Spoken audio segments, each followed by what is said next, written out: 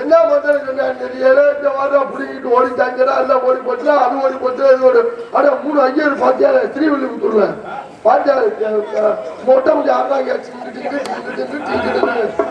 என்ன பாடு பண்றாங்க அப்பா. கோயிலுக்கு சாமி அவங்க, அதுக்கப்புறம் சாமி நீல எம்மா சாமி சாமி சாமி எவ்வளவு மரியாதையா கூப்பிடுறோம். அந்த மரியாதையை காப்பாற்றிக்கணுமா இல்லையா?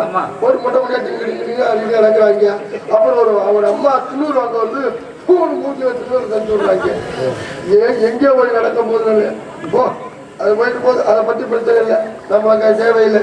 அடுத்தபடியாக எதுல விட்டு சாப்பாடு நல்லா இருந்துச்சு. எல்லாருக்கும் திருப்தியான சாப்பாடு. விழா கொண்டு நன்றி நன்றி எழுத வணக்கம். இந்த சாப்பாடுக்கு எப்படி ஓடு தெரியுமா? மொத்த லேடிஸ்ல கொஞ்சம் உட்கார்ந்து இருக்கு. அடிக்கிற காத்துக்கு லைட்டா 10 மணிக்கெல்லாம் அப்படித்தான் போடும்.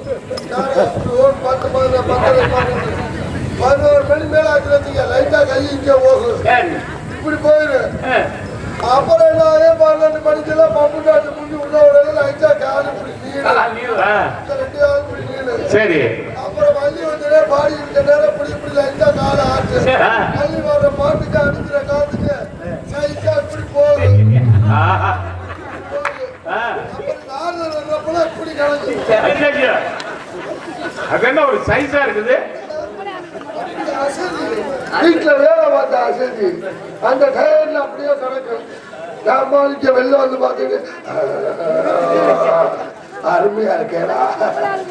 அவங்களுக்கு கிளம்பு நம்ம கூடத்துல படுத்து கிடக்கிறோம்னு இங்க இருந்து லைட் அடிச்சு இங்க இருந்து நின்று வாரு. இடமே என்னென்ன வேலை பார்க்கிறேன், இடமே என்ன விட்டாக்குறேன் இங்க இருந்தே தெரியும். ஆமா, இருட்டுக்குள்ள ஒண்ணும் தெரியாது நினைச்சிருக்கேன். அதுக்கெல்லாம் ஒருத்தர் பூண்டு விளையாண்டுட்டேன்.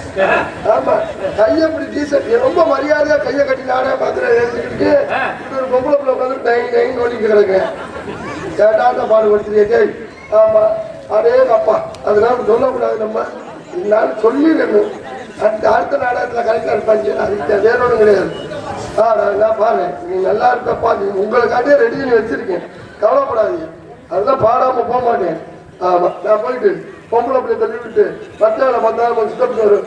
நம்ம தனியா நின்று பேசினா வேலைக்கு ஆகாது, நம்ம துணையோட நின்று பேசினா தான் வேலைக்கு ஆகும்.